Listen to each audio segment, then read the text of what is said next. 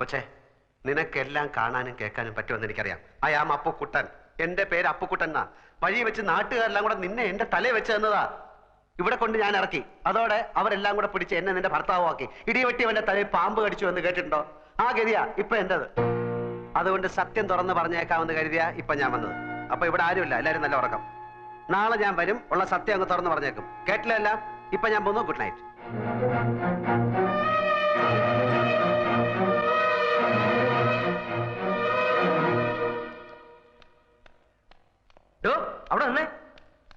അവിടെ ഒരു പാവം പിടിച്ച പെണ്ണിനെ പ്രേമിച്ച് കെട്ടിയിട്ട് അവളെ ഒന്നിന് കൊള്ളാതായപ്പോ മുങ്ങി രക്ഷപ്പെടാൻ നോക്ക. അങ്ങനെയൊന്നുമല്ല. പിന്നെ താനല്ലോ അവളുടെ ഭർത്താവാണെന്ന് പറഞ്ഞു ഓപ്പറേഷൻ മുമ്പ് ഒപ്പിട്ടത്. അതൊരു പെണ്ണുമ്പോൾ അവിടെ ഒപ്പിട ഇവിടെ ഒപ്പിട അവിടെ ഒപ്പിടാന്ന് പറഞ്ഞപ്പോ ഞാൻ ഒപ്പിട്ട് പോയതാ. അതിപ്പോ നീ ഉണ്ടാക്കിയ സൂത്രല്ലേ? സൂത്രോ? ഒരു മറ്റേ വർത്താനം പറയരുത്. എന്റെ പേര് KC അപ്പുക്കുട്ടനാ. കുറ്റിപ്പുറത്ത് ചേരിൽ അപ്പുക്കുട്ടനാര്. തനിക്ക് വിശ്വാസമല്ലേ? ബർത്ത് സർട്ടിഫിക്കറ്റ്, SSLC ബുക്ക് നാളെ കൊണ്ട് കാണിച്ചു തരാം. അതിപ്പോ ഏത് ചേരിയിലും ഏത് പേരിലും ആർക്കും കിട്ടും. എന്നാ ഒരു കാര്യം ചെയ്യും. അവന്റെ പേരെന്താ? Alfred Fernandez. ഒരു കല്ലാസ് ഉണ്ടാക്കിയിട്ട് താനാ അവളെ കെട്ടിയെന്ന് പറ. പോയി പണി നോക്കണോ? നീക്കണോ?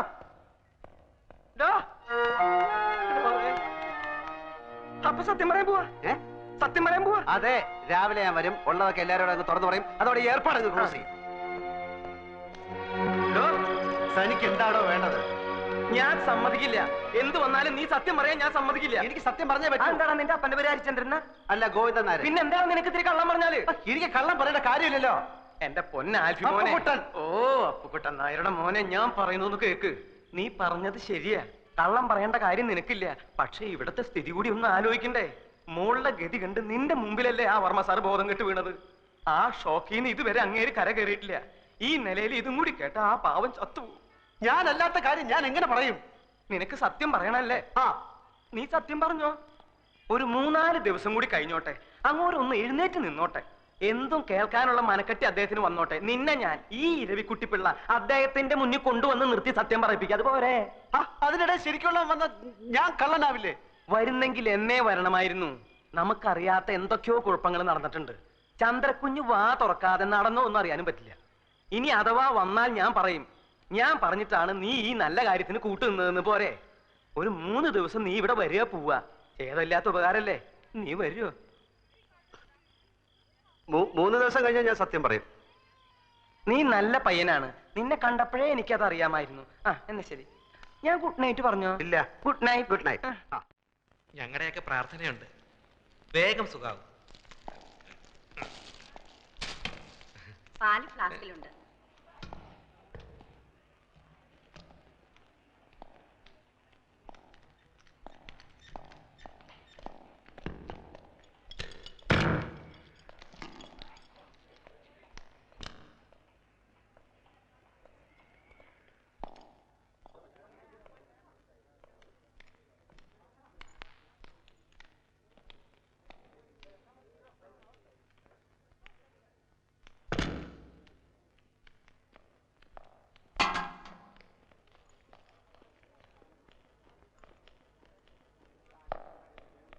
ഇരവിക്കുട്ടിപ്പിള്ള പറഞ്ഞു, ഇപ്പൊ സത്യമൊന്നും പറയണ്ട.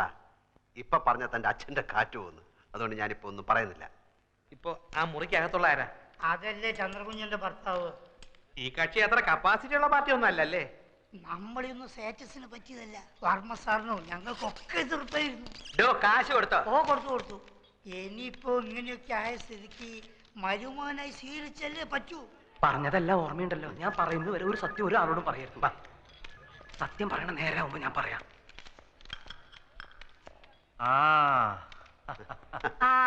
ആൽഫി വന്നോന്ന് അനിയൻ അന്വേഷിക്കായിരുന്നു. നല്ല ചായ ഉണ്ട്, വീട്ടിൽ നിന്ന് കൊണ്ടുവന്നാ. നമ്മുടെ സ്റ്റേറ്റിലെ ചായപ്പൊടിയാ. ആൽഫിക്ക് ഇവരെ ആരെയും പരിചയമില്ലല്ലോ. ഇത് എന്റെ മൂത്ത പെങ്ങളാ. ഇത് പെങ്ങളുടെ മോള് ഇന്ദു. ഇത് ശോഭ. ഇനി ഒരു പെങ്ങളുണ്ട് അമേരിക്കയിലാ, അമ്മുക്കുട്ടി. അവക്കൊരു മകനുണ്ട്, അവൻ ഡോക്ടറാ. പിന്നെ ഇവരെ പരിചയപ്പെട്ടിരുന്നില്ല. ഇനിയിപ്പോ എന്തായാലും നമ്മളൊക്കെ ഒരു കുടുംബമായിട്ട് കഴിയേണ്ട ആൾക്കാരല്ലേ.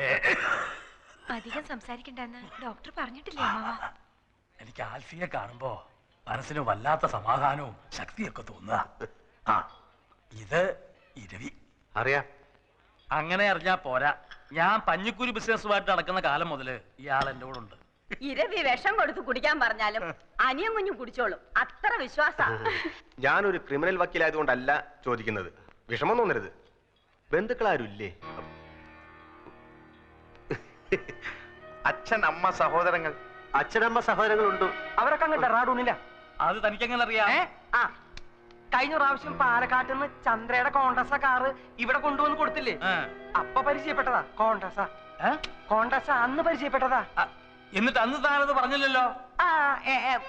അന്ന് നിങ്ങൾ കണ്ട കീരിയും പാമ്പും പോലെയല്ലേ? ഞാൻ മിണ്ടി കണ്ടു എന്നങ്ങാൻ പറഞ്ഞ എന്റെ മേൽ ചാടി കയറാനോ? ഓഹോ, അപ്പൊ ഇരവി മാമൻ മാത്രമേ നേരത്തെ ഇവിടെ ആൽഫിയെ കണ്ടിട്ടുള്ള ആളുള്ളൂ. എന്നാ ഞാൻ ഒരു സത്യം പറയാം. എന്നാ സത്യം ഞാൻ തുറന്നു പറയാം. ഞാൻ സത്യം തുറന്നു പറയാം. ഞാൻ സത്യം തുറന്നു പറയാം. ഈ രണ്ടുപേരും പറയാൻ പോകുന്ന ഒരു സത്യമില്ല. അപ്പൊ അത് ഞാൻ സത്യം പറഞ്ഞാൽ എന്താ? അപ്പൊ അത് നിങ്ങൾ സത്യം പറഞ്ഞാൽ ഞാൻ കള്ളനാ. ഞാൻ സത്യം പറയാം. എനിക്കെങ്ങനെ കള്ളനാ? ഞാനൊരു ബിയർ അടിച്ചു. ബിയർ? ബിയർ. എന്നോട് ക്ഷമിക്കണം, ഞങ്ങൾ പരിചയപ്പെട്ടപ്പോ ആൽഫി പറഞ്ഞു ഒരു ബിയർ അടിക്കാമെന്ന്. ഇപ്പോഴത്തെ ടെൻഷന് ഞാൻ അന്ന് ആദ്യമായിട്ടൊരു ബിയർ അടിച്ചു പോയി.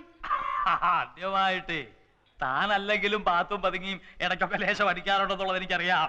ഇപ്പൊ മനസ്സിലായില്ലേ ഞാൻ പറഞ്ഞതിന്റെ ഗുണം? പോവാ. ഇങ്ങോട്ട്. ആ പീസിൽ കുറച്ച് പണിയുണ്ട് നീയാണ് പറഞ്ഞു. ആൽഫി, എനിക്ക് ഇപ്പൊ നല്ല ആശ്വാസമുണ്ട്. എന്നാലും 2 ദിവസം കഴിഞ്ഞ് പോയാൽ മതി എന്നാ ഡോക്ടർമാര് പറഞ്ഞത്. അത് മതി. പ്രഷറൊക്കെ നോർമലായിട്ട് എനിക്ക് ചില കാര്യങ്ങൾ പറയാനുണ്ട്. ഇപ്പൊ വേണമെങ്കിലും പറയാം. ഇപ്പൊ വേണ്ട. മനസമാധാനമായിട്ട് ഭാവി തീരുമാനങ്ങൾ എടുക്കേണ്ട കാര്യങ്ങളാണ്. വർമ്മ സാറ് കിടന്നോണം. ഞാൻ എനിക്കും ചില കാര്യങ്ങൾ പറയാനുണ്ട്. എനിക്കൊരു കാര്യം പറയാനുണ്ട്. നീ എനിക്ക് ഹൃദയസ്തംഭനം ഉണ്ടാക്കി ഇറങ്ങിയിരിക്കുക. ഞാൻ വിചാരിച്ചു ഒറിജിനൽ സത്യം പറയാൻ പോവാണെന്ന്. നീ നിന്റെ ഇഷ്ടത്തിനൊന്നും വിചാരിക്കേണ്ട സമയത്ത് ഞാൻ പറയാം.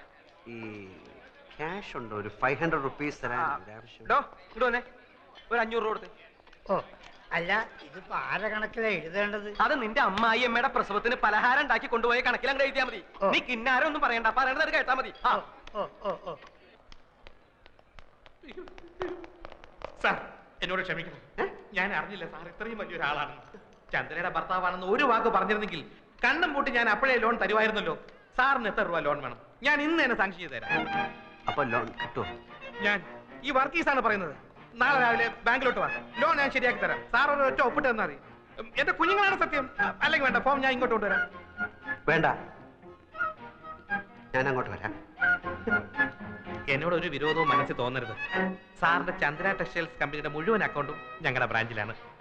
ദയവ് ചെയ്ത് അതൊന്നും പിൻവലിക്കരുത്. ബ്രാഞ്ച് പൂട്ടിപ്പോകും. ബാങ്കിന്റെ ഭാവി അല്ലേ സാർ ഞങ്ങളുടെ ഭാവി. അതൊന്നും പേടിക്കണ്ട. ലോൺ ശരിയാവോ? എന്തിനാ സാർ സംശയം? വർഗീസിന്റെ വാക്കാണിത്. അപ്പൊ നാളെ ഞാൻ ബാങ്കിൽ വരാല്ലേ? അയ്യോ, ധൈര്യമായിട്ട് വരണം സാറേ. ഞാൻ മനസ്സമാധാനമായിട്ട് പൊയ്ക്കോട്ടെ.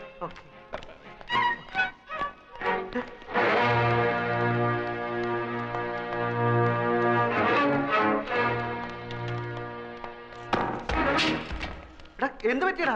എന്ത് നമ്മൾ ഈ പെട്ടിയിലെ സാമാനങ്ങൾ വിൽക്കാൻ നോക്കി. चंद्रा कौन है? What's the matter? कौन है Chandra? Chandra, she's my wife. ये बैग तुम्हारा है? It's my bag. It's my bag. देखिए, इसको हमने इस बैग के साथ एक अजीब हालत में पकड़ा है और इस पर जो टैग लगा है वो हॉस्पिटल का है. It's my bag and he's my servant and he's bringing this bag. But he looks like a thief. Not only his face, but his father's face is also looks like a thief. Thank you very much, sir. Oh, I see. Thank you very much. Thank you for the bag. चलो चलते हैं. നമ്മളാണ് ഒറ്റ മുക്കാല് കയ്യില്ലാത്തതുകൊണ്ട് കിട്ടുന്ന നാട്ടെ എന്ന് വെച്ചിട്ട് ഞാൻ പടച്ചോനെ കണ്ടു. ഏത് പഠിച്ചോ? എടാ, ഞാൻ കുറച്ചു മുമ്പ് പടച്ചോനെ കണ്ടു. ബാങ്ക് മാനേജർ രൂപത്തില്. ബാങ്കിൽ ചെന്ന് ഒപ്പിട്ടാ എത്ര ലക്ഷം രൂപ ആണെങ്കിലും കിട്ടും. 4 ലക്ഷം ഒന്നും അല്ല. നേരാണോ നീ അയാൾ വിചാരിച്ചിരിക്കുന്നത് ഞാൻ പെണ്ണിന്റെ ഭർത്താവാണെന്ന്. അതുകൊണ്ട് ഈ ലോൺ കൈ കിട്ടുന്നിടം വരെ ഞാൻ ഈ കളി തുടരാൻ പോവാണ് മോനെ. ഇനിയിപ്പെങ്കിലും നല്ല ബുദ്ധി തോന്നിയല്ലടാ മോനെ.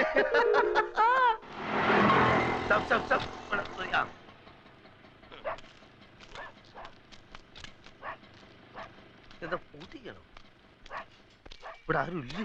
இங்க யாரும் கிடையாது சார். அவங்க வீட்டை காலி பண்ணிட்டு போயிட்டாங்க. எங்க? தெரியாதுங்க.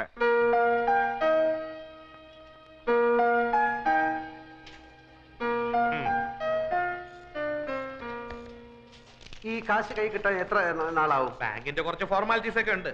ഹെഡ് ക്വാർട്ടേഴ്സിൽ നിന്ന് ഓക്കെ വരണം.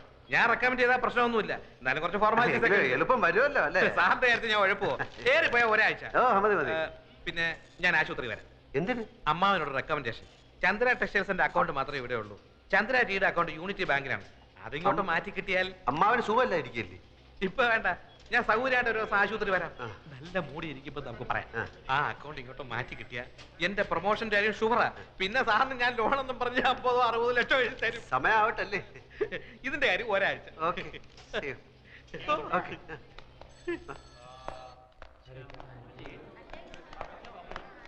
ഞാൻ കാത്തു നിൽക്കുകയായിരുന്നു. വർമ്മ സാർ ഉഷാറായി. ഡോക്ടർ ചെക്ക് ചെയ്തിട്ട് ആളിപ്പോ ഇരുമ്പ് പോലെ ഉണ്ടെന്ന് പറഞ്ഞു. അത് നന്നായി. മൂപ്പർക്ക് വിഷമാവുമെങ്കിലും ഇനിയിപ്പോ ഉള്ള സത്യം പറയാൻ മടിക്കണ്ട. നമുക്ക് ഇപ്പൊ തന്നെ പറയാം അല്ലേ? എന്ത്? താൻ ആൽഫിയല്ല അപ്പുക്കുട്ടനാണ് ചന്ദ്രകുഞ്ഞിന്റെ ഭർത്താവല്ലാന്ന്. എനിക്ക് വയ്യ. അതെന്താ? എനിക്ക് വയ്യേ. അതെന്താന്നാ ഞാൻ എനിക്ക് വയ്യ. അത് തന്നെ. അപ്പൊ എന്താടാ നിന്റെ ഉദ്ദേശം? ഉദ്ദേശം പിന്നെ പറയാം. ഞാനാണ് ആൽഫി, ചന്ദ്രയുടെ ഭർത്താവ്. അത്രയും മനസ്സിലായോ? 14-ാം തീയതി ഞങ്ങൾ രജിസ്റ്റർ കച്ചേരിയിൽ വെച്ച് കല്യാണം കഴിച്ചു. തൽക്കാലം ഇതൊന്നും മാറ്റി പറയാൻ സൗകര്യമില്ല. അത് തന്നെ. നീയല്ലേ പറഞ്ഞ സത്യം പറയാൻ പോവാന്ന്? താനല്ലേ പറഞ്ഞ സത്യം പറയണ്ടെന്ന്? അതപ്പോ. എന്നാ ഇതിപ്പോ.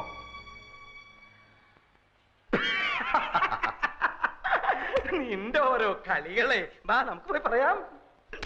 താൻ എന്താ കിടക്കുന്നത്? അപ്പൊ നീ പറയില്ല അല്ലേ? ഇല്ല. വേണ്ടടാ, നീ പറയണ്ട. നീ ആൽഫിയല്ല കൂൽഫിയല്ല ഒരു തേങ്ങയല്ല അപ്പുക്കുട്ടൻ എന്ന് പറഞ്ഞൊരു ഫ്രോഡ് ആണെന്ന് ഞാനിപ്പോ പോയി പറയും. കോട്ടശ്ശേരി തറവാട്ടിലെ ഉപ്പും ചോറും തിന്ന് വളർന്നവനായി ഞാൻ. നിന്നെ പോലൊരു പെരട്ട നാറിയെ അവിടെ കയറി നിരങ്ങാൻ ഞാൻ സമ്മതിക്കില്ലടാ. നീ എന്താ കളിക്കുക? ഞാൻ കാണിച്ചു തരാം. ചവിട്ടി കൂട്ടി ഞാൻ പന്നി. താൻ പറയോ? പറയ മാത്രല്ല ആൾമാറാട്ടത്തിന് നിന്നെ കൊണ്ട് കമ്പി ഇടിക്കണം. എങ്കിൽ നമുക്ക് ഒരുമിച്ച് എണ്ണാം. പോട ചെക്ക, നീ എന്താ എന്നെ പെരട്ടുക? ഏയ് അങ്ങനൊന്നുമില്ല.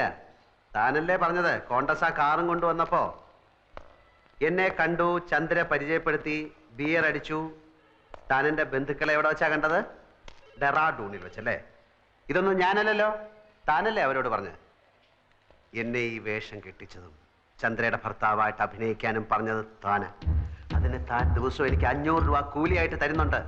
കണക്കപ്പിള്ള കുറുപ്പ് സാക്ഷി. എന്നിട്ട് അങ്ങേരത് ഇത് ഏത് കണക്കിൽ എഴുതണമെന്ന് ചോദിച്ചപ്പോ അയാളുടെ അമ്മായിയമ്മയുടെ പ്രസവത്തിന് പലഹാരം വാങ്ങിച്ച കണക്കിൽ എഴുതാൻ താൻ പറഞ്ഞില്ലേ?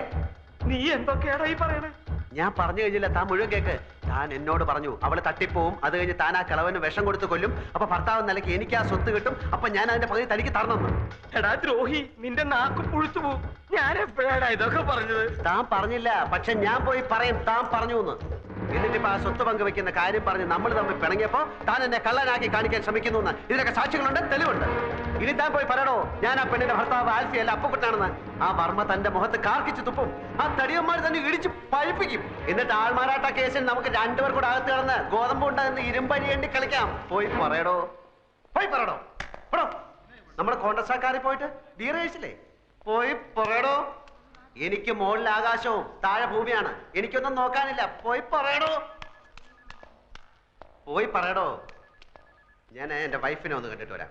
അതിനിടയ്ക്ക് തനിക്ക് വർമ്മ സാറിനോട് വല്ലതും പറയാനുണ്ടെങ്കിൽ താൻ പറ, ബാക്കി ഞാൻ വന്നിട്ട് പറയാം. കോൺഗ്രസ്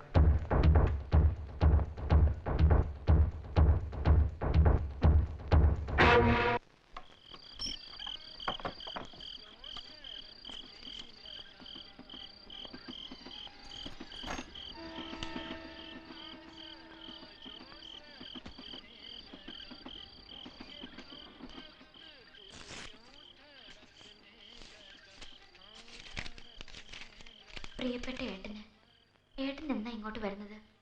ഇവിടുത്തെ കാര്യങ്ങൾ കഷ്ടമായിക്കൊണ്ടിരിക്കുകയാണ്. എൻ്റെ കാതിലെ കമ്മൽ ഇന്നലെ വിറ്റു. കോടതി ഇന്നലെ വേനൽ അവധിക്ക് അടച്ചു. തുറന്നിട്ടേ വിധി വരൂ. അച്ഛന് ഊണും ഉറക്കവുമില്ല. ചിലപ്പോൾ ഒറ്റയ്ക്കിരുന്ന് കരയുന്നത് കാണാം.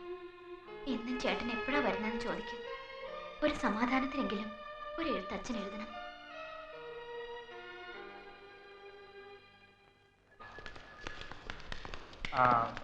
ടെസ്റ്റ് എല്ലാം കഴിഞ്ഞോ? എല്ലാം കഴിഞ്ഞു. ചന്ദ്ര പൂർണ്ണ ആരോഗ്യതയാണ്. പക്ഷേ ന്യൂറോളജിസ്റ്റ് സ്വല്പം കൺഫ്യൂഷനില്ല. അതാ ഞാൻ ഇവരോട് പറഞ്ഞുകൊണ്ടിരുന്നത്. ചന്ദ്രയുടെ ശരീരത്തിന്റെ ഏതെങ്കിലും ഭാഗം വിരൽത്തുമ്പെങ്കിലും ചെറുതായിട്ടൊന്ന് അനങ്ങിയാൽ മതി. പിന്നെ ആ കുട്ടിയെ എങ്ങനെ രക്ഷിക്കണമെന്ന് ഞങ്ങൾക്കറിയാം. അതുവരെ ഒരു പെർഫെക്റ്റ് ഡയഗ്നോസിസ് പ്രയാസമാണ്. ഞാൻ പറഞ്ഞില്ലേ, അവർക്ക് സ്നേഹവും പ്രതീക്ഷയും ധൈര്യവും കൊടുക്കുക. അത് ഹസ്ബൻഡിന്റെ കടമ. All the best. ഓക്കെ. തന്നോടൊരു കാര്യം പറയാൻ മറന്നു. ലേഹയുടെ ഫോൺ ഉണ്ടായിരുന്നു, അവള് വരുന്നു. ആൽഫി അന്വേഷിച്ചു. കുട്ടിയുടെ മോള് നിങ്ങൾ തമ്മിൽ നേരത്തെ പഠിച്ചോളൂ. പിന്നെ അവളല്ലായിരുന്നു ഇവരുടെ കല്യാണത്തിന് സപ്പോർട്ട്. ഞാൻ മോളെ കണ്ടിട്ട് വരാം.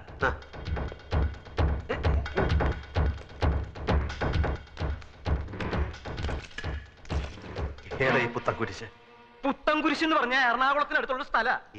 താനൊരു കാര്യം ചെയ്യ്, ഫോണിൽ കൂടെ അനുവാദം കൊടുത്തിട്ട് അവിടെ നിന്ന് വിമാനത്തിൽ കയറി എങ്ങോട്ടെങ്കിലും പോകാൻ പറയണോ. ഞാൻ പറഞ്ഞാലും അവൾ ഇവിടെ വന്ന എല്ലാവരോടും യാത്ര ചോദിച്ചിട്ടേ തൊണ്ടാലോടക്കാൻ ഓരോന്ന് കേറി വന്നോളും. എടോ, ഈ പിശാച് കുൽഫിയെ കണ്ടിട്ടുണ്ടോ? അവളും ചന്ദ്രയും തമ്മിൽ അടയും ചക്കരയും പോലെയാ. അട ചക്കരയോട് പറഞ്ഞിട്ടുള്ള അറിവേ ഉള്ളോ അതോ അട നേരിട്ട് ആൽഫിയെ കണ്ടിട്ടുണ്ടോന്ന്? എനിക്കറിയില്ല. ഇവിടെ നമ്മളിപ്പോ എന്ത് ചെയ്യും? എനിക്ക് അറിഞ്ഞൂടാ. ഇവിടെ എന്തെങ്കിലും ഒന്ന് പറയടോ. ഇവിടെ എന്തെങ്കിലും ഒന്ന് പറയടോ. ഭാരത മാതാക്കി ജയ്. അതും ഇതുമായിട്ട് എന്താ ബന്ധം? താനല്ലേ പറഞ്ഞ എന്തെങ്കിലും ഒന്ന് പറയാൻ. ഓ അത് ശരി. അപ്പൊ അവള് വരട്ടെ, അവൾ എന്നെ കാണട്ടെ. ഞാൻ ആൽഫി അല്ലെന്ന് അവള് പറയട്ടെ. അപ്പൊ നമുക്ക് രണ്ടുപേർ കൂടെ ജയിലിൽ കിടന്നേ ഭാരത മാതാക്കി ജയ്, ഭാരത മാതാക്കി ജയ് എന്ന് വെറുതെ എല്ലാ കയ്യും കാലും ഒടിഞ്ഞു.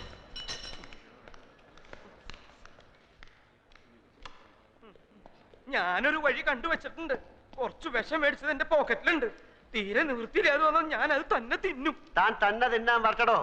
ഞാനൊരു വഴി കണ്ടുവച്ചിട്ടുണ്ട്. വരട്ടെ, വരുന്നിടത്ത് വെച്ച് കാണാം. തന്റെ മോൾ ആളെങ്ങനാടോ? എന്താ സയൻസ് എടോ, അവളുടെ സ്വഭാവ വിശേഷ സവിശേഷ ഗുണഗണങ്ങൾ എങ്ങനെയാണ്, എങ്ങനെ ഹാൻഡിൽ ചെയ്യണമെന്ന് അറിയാനാണ്. അത് വേണമെങ്കിൽ പറഞ്ഞു തരാം.